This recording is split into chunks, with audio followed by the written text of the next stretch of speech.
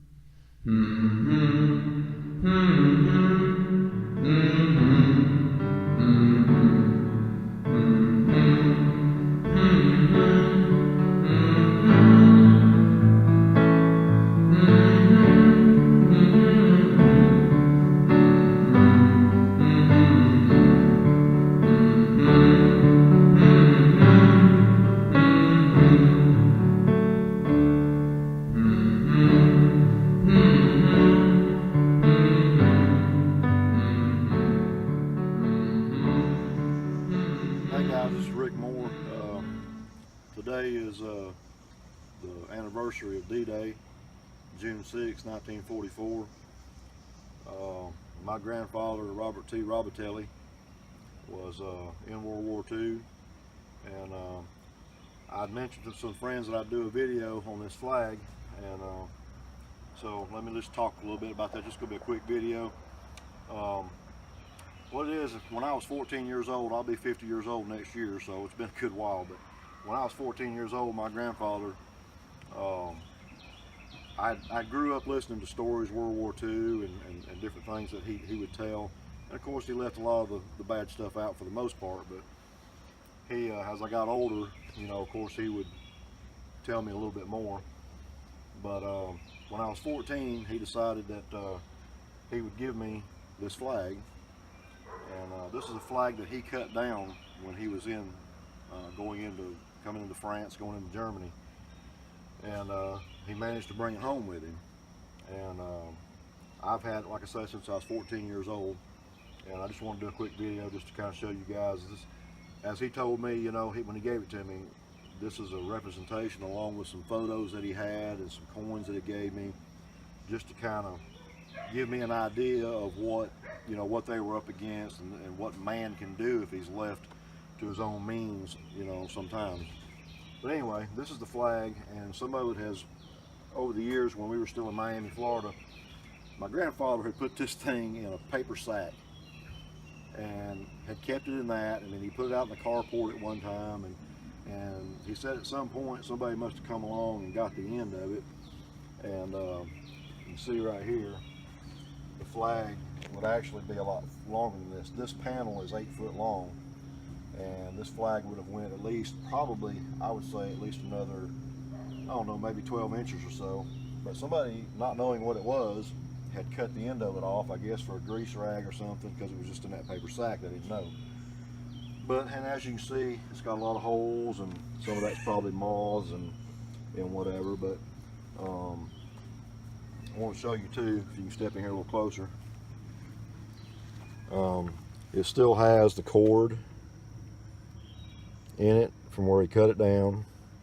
The label on it, if you can still see, Westdeutsche Bahn.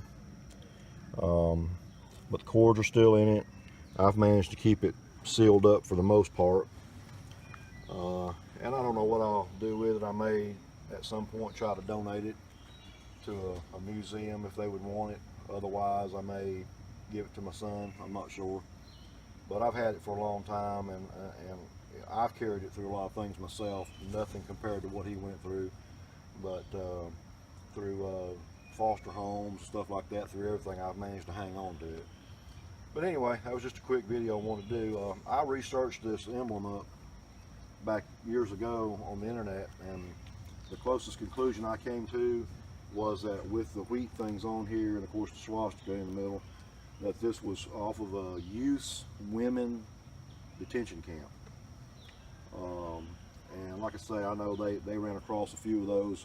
He had a friend that was a photographer, and again, when I was 14, before I left to go back home for summer, I stayed with him.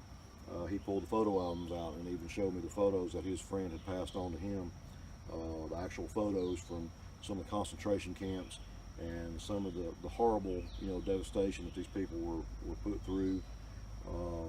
And again, in an attempt to let me understand, the horrific things that man is capable of if you let somebody get too much power, let them get too far.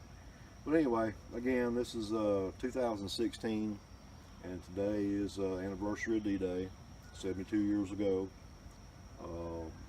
My grandfather would have been going into France,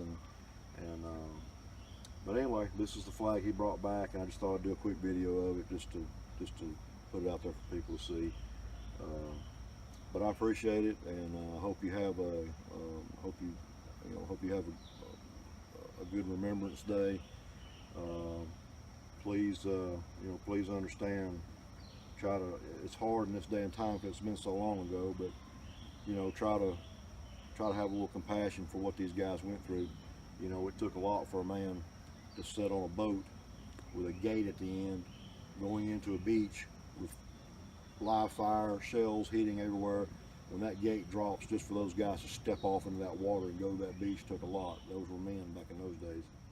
But anyway, that's the flag. I just wanted to do a quick video on it, so I appreciate it. These are some of the coins that my grandfather, it was a combination, my grandfather and he had a friend that lived nearby, and the day he gave me the flag and some coins, went over to his friend's house, and he had a handful of coins to give me. Some of them are 50s and 60s, but there were, he just had these in a bowl sitting on top of the TV, and then ones my grandfather had, but they were just coins that they had come back with. There was a lot of Australian stuff, and most of those I think came from that friend of his, but and not all of them, like I say, are during World War II dates, but most of these here I have pulled out here are from that date. And I had two, and I don't know where one of them got to, but this is the one I have left. I don't know if you can see this one right here. That's actually a Third Reich coin. They were made out of zinc, so they don't hold up fare too well over time, much like the Germans, the Nazis in general. But if you can just see, maybe, it's an eagle, and at his feet he's holding the swastika. That was a Third Reich coin, and I believe this other one was too, but it's so far gone you can't see it. It's got a different design of the eagle on it, but anyway, this is kind of some of the coins that I've got that were given to me, and just thought I'd share that too, being that I mentioned the coins with the flag and all. Anyway, just a little nostalgia and just another little taste, a little insight into World War II, and what some guys went through, some of the things they came home with in their pockets. Anyway,